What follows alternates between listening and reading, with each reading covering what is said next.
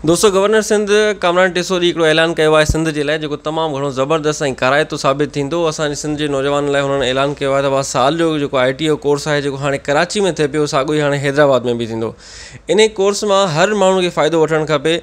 तव्हां भली inter pass आहियो, तव्हांजी उमिरि 40-50 साल केतिरी बि आहे, तव्हां उहो पढ़ी सघो था। मेल आहियो, फीमेल आहियो, तव्हां उहो पढ़ी सघो था। हाणे तव्हांखे ॿुधायां थो हुनजा छा छा फ़ाइदा आहिनि। हिकिड़ो त उहो कोर्स जेको आहे ॿाहिरि मुल्कनि में थींदो आहे, पाकिस्तान में रेयर केस में इहो बि कराईंदा कामरान टिसोरी साहब वारा। 5 खां 7 लख रुपया त हुनजो ख़र्चो आहे रुगो फीस जो, इन्हनि जो जेको हे फ्री ऑफ कॉस्ट में कराईंदा। हिन में तव्हांजो इहो बहानो बि न हूंदो त बाबा जेको असां वटि पैसा कोन्हनि के असां कीअं कोर्स कयूं या छा। फिज़िकली हैदराबाद नथा वञी सघूं त ऑनलाइन हो कोर्स कराईंदा। हुन जो हिकिड़ो नंढो टेस्ट आहे, तव्हांखे हिकिड़ो चैनल रेफर कयां थो जेको शायदि उहो बि सिंधी जो आहे। उन तमामु ज़बरदस्त ठाहियो आहे, उन सॼा कोर्स जे मुतालिक़ ॿुधायो आहे।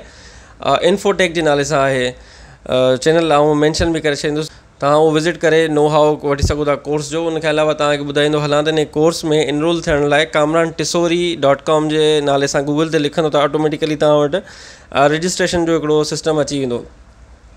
ॿियो तव्हांखे ॿुधाईंदो हलां त इन लाइ तव्हांखे कंप्यूटर लाज़मी हुजणु खपे। अञा 4-5 महीना इन कोर्स खे लॻी वेंदा, जेको असांजा जो आउं पाण हिसो आहियां कराची में इहो कोर्स कयां पियो।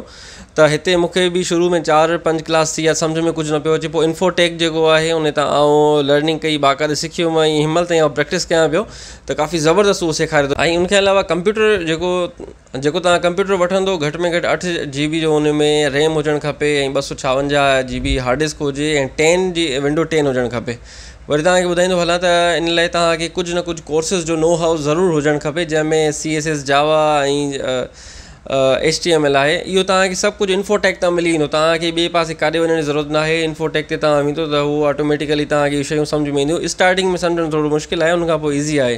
त आउं रिक्वेस्ट कंदुमि सॼी सिंध खे, जेके बि माण्हू आहियो, ख़ासि तौर जेको गवर्नर साहिबु कचे वरनि जे धाड़ेलनि लाइ ऐलान कयो आहे, त उन्हनि खे त वधि में वधि फ़ाइदो वठणु खपे। ऐं इहो ई तव्हां वटि चांस आहे पंहिंजी लाइफ खे तब्दील करण जो। ऐं कोर्स करण खां पोइ तव्हां काफ़ी डॉलर्स जेको आहे अर्न बि करे सघो था। वॾियूं महिरबानियूं तव्हांजो। ऐं इंशाअल्लाह सिंध जो हर माण्हू अॻिते वधंदो, पढ़ंदो ऐं इंशाअल्लाह तरक़ी कंदो। वॾियूं महिरबानियूं। अस्सलाम वालेकुम।